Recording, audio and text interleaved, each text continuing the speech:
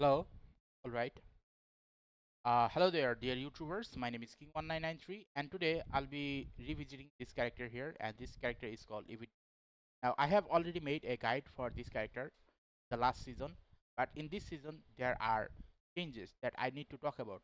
The point that while I was making this video, I ended up laughing because I realized that this character in my opinion was in this class here, okay, this class here, okay, and then I had to put her in this class because I afterwards realized that submachine gun are a lot more better than any of the other gun in a certain range, such as a mid range and the short range.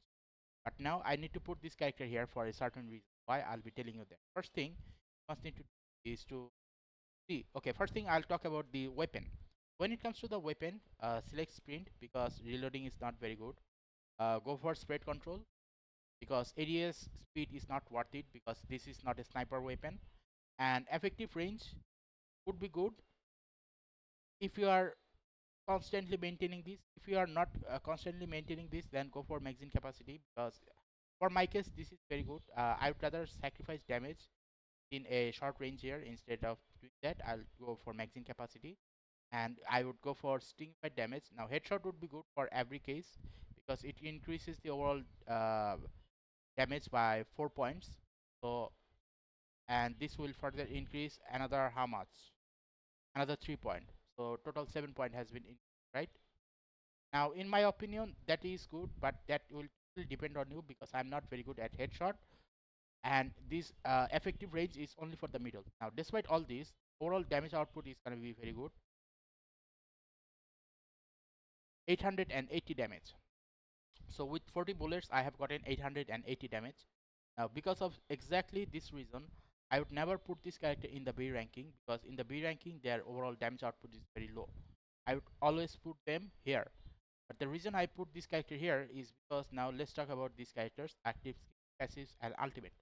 So normally I used to say that these characters are passive skill is almost worth it because not worth it because this character has a problem of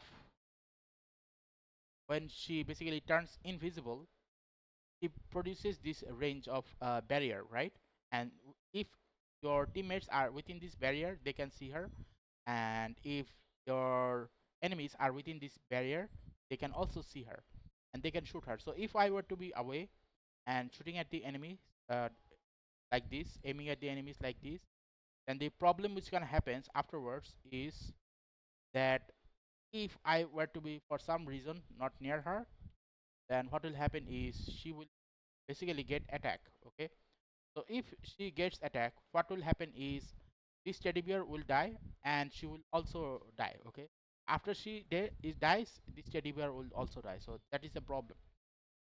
Now the thing that I was saying, that the teddy bear actually got an upgrade, the part where changes everything, okay.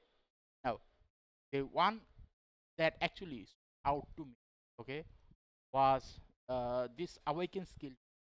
Now awaken skill 1 not gonna be that much worth it. I'll be explaining all of them one by one. So here's the thing. So when you use this character teddy bear, if you just go with this character teddy bear in terms of thinking that you are gonna hit the enemy, then obviously what will happen is this is not gonna do any type of damage. It only cause the floor to become slippery.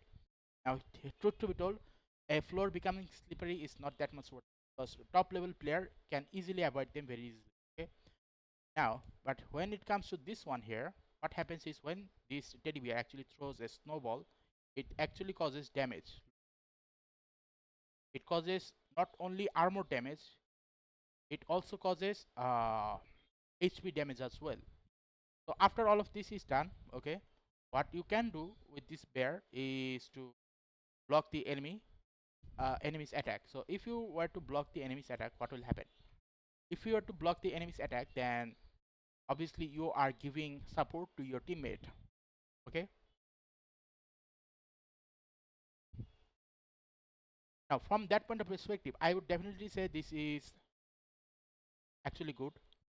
I do not know whether this system actually existed or not. All I knew it was throwing a ball, but I actually didn't saw any effect. Okay, like any damage effect. I didn't actually saw that. Now here's the thing: Teddy Assault mode has gotten a little bit fixed, but I'd still not recommend. So what happened was the last season when I were to use automatic mode on this teddy bear would just ran towards one enemy. Okay, but now things have changed. This teddy bear now goes for one enemy two times and then go for a random another enemy. So it goes for one enemies two times and then go for another enemy. So how is that good? That is good is if you are using a certain algorithm thing where it only goes after one enemy, that is problematic. But now this teddy bear actually goes after two enemies. So it is better than nothing, but it is still not worth it. So from that point of perspective, I would say that instead of using this method, okay, what you should be doing is to use this awaken skill 2. After you use this awaken skill 2, what will happen is you will basically cause some damage to the enemy, and after all of this is done, you can return to this place here, and then you basically use this thing, this bear as a shield. So it has a shield HP of 700. So in order for the enemy to actually kill me, they need to do 700 damage, which is more than enough time for me to actually uh, kill the enemy. Okay.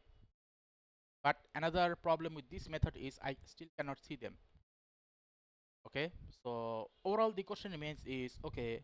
What am I trying to say? I'm saying that this thing has actually gotten a little bit better, not extreme, but better to the point that if you were to use this character now and use the active skill, sorry, awaken skill 2, then what will happen is you will have enough time to actually do at least some damage to the enemy. See, it does not only damage to one enemy, it does damage to multiple enemy, like AoE damage, and it can do HP damage as well as armor damage, which is good in my opinion. Okay, so overall, I think because of this reason, I need to put character here. But her ultimate is still not very good yet. What do I mean by that? So when I try to use this character's ultimate, it basically slows down the enemy and it creates a sphere in which the enemy's movement and their gun speed actually slows down, their effectiveness slows down. So from that point of perspective, I would say that the ultimate is not still that not much worth it. Her passive skill is would have been better if I were to enter the teddy bear directly. Like instead of controlling it from the outside, if I were to directly enter the teddy bear, that would have been better. Okay, but that is not gonna happen because they decided to use thing in this manner. So that idea, even though it is good, okay, like directly inside the teddy bear and making the force slippery or doing some damage with snowball, and directly when the HP is down, if I were to enter this, what should I call it? If I were to enter this bear, sorry, if I were to exit this bear, I would definitely be that same place where I once was and directly shoot at the enemy. So that would have been better, but yeah, like that didn't happen. So overall, what is my conclusion? My conclusion is that before, compared to before, it is now better. Okay, and another thing is this weapon is basically the submachine gun. All submachine gun within this game has auto aim function. So the first thing is they shoot fast, and the second thing is due to some auto aim function, they are actually a lot better. So this is why I would definitely put this character in this ranking here, because I can use these characters active skill anytime I want. I would definitely put this character here, and it is a major upgrade because if you were to stick with one character only for a longer period of time, you will be able to see all their flaws and all their unflaws to the point that you will be able to understand how to use them. A good opinion, in my opinion. The good thing in my opinion. Okay. Overall, when it comes to the grenade that you need to go for is a frag grenade and a windstorm grenade, because by default these two are very good to know where the enemies are, shoot them where the enemy can take damage, okay, or start flying, that is. And another one I would definitely go for is healing grenade, because this character has the ability to actually control a bear. It means be behind the field majority of the time, and will be doing some sort of healing support for her own self and for the teammates as well. Okay, so this is overall my conclusion for this character, that this character has gotten a little bit upgrade, which is my opinion. Now, another thing you might be thinking, okay, but I didn't explain which way skill you should when.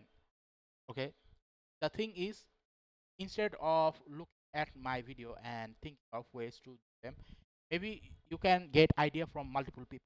Because if you were to ask me, okay, which one should I go for?